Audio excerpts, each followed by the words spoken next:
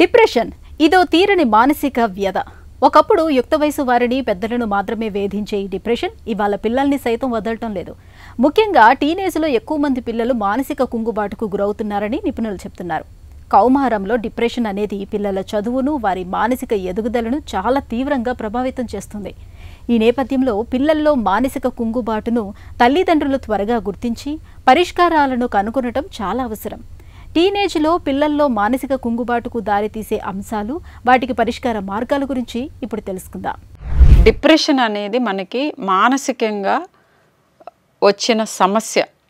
అది కంప్లీట్గా normal life ఉన్న వాళ్ళకి రావచ్చు, లేదా ఏదైనా సమస్య ఉత్పన్నమయ్యి అప్పటి వరకు సరిగ్గా ఉన్న వాళ్ళకి డిప్రెషన్లోకి గురవ్వచ్చు. సో డిప్రెషన్ ఉన్న పిల్లలు ఎలా బిహేవ్ చేస్తారు, ఎలా తెలుసుకోవాలి? యూజువల్గా చేసే వాళ్ళ అగైన్ పిల్లల్లో ఎలా చేస్తారు అని అంటే 2-3 రకాలుగా. ఒకటి స్లీప్ డిస్టర్బెన్సెస్, నిద్ర పోలేకపోవటం, లేదా నిద్రపోయిన తర్వాత లేవాలనిపించకపోవటం. నిద్ర మెలకువ వచ్చినా బెడ్లో నుంచి లేచి బయటికి వచ్చి పని చేయాలి అని అనుకోరు. రెండోది ఆహారపు అలవాట్లలో సడన్గా మార్పు. ఏదర్ కంప్లీట్గా తినటం మానేస్తూ ఉంటారు, తిండి మీద ఇంట్రెస్ట్ చూపించరు, మీరు అడిగే వరకు ఫుడ్ అసలు తినరు, లేదా విపరీతంగా కంఫర్ట్ ఫీడింగ్ చేస్తూ ఉంటారు. అంటే తినాల్సిన దానికంటే మోతాదు ఎక్కువగా తిని ఊబకాయానికి గురవుతారు. ఈ రెండు చాలా క్లియర్గా కనిపిస్తాయి. డిప్రెషన్లో ఉన్న పిల్లలు వేరేగా కొంతమంది అగ్రెషన్ చూపించవచ్చు. అంటే ఊరికూరికినే పేచీలు పెట్టి అన్నిట్లోనూ ఏడుస్తూ ఉంటారు, అన్నిటిని విసిరిపారేస్తూ ఉంటారు.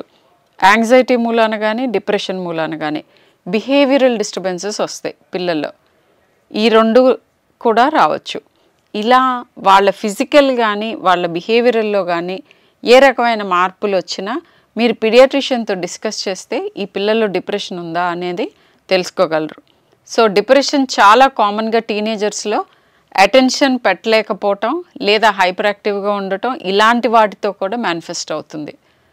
సో మీ పిల్లల్లో వచ్చే ఏ రకమైన మార్పులు ఉన్నా కూడా పర్టికులర్లీ టీనేజర్స్లో ఇమ్మీడియట్గా మీరు రిపోర్ట్ చేయాలి.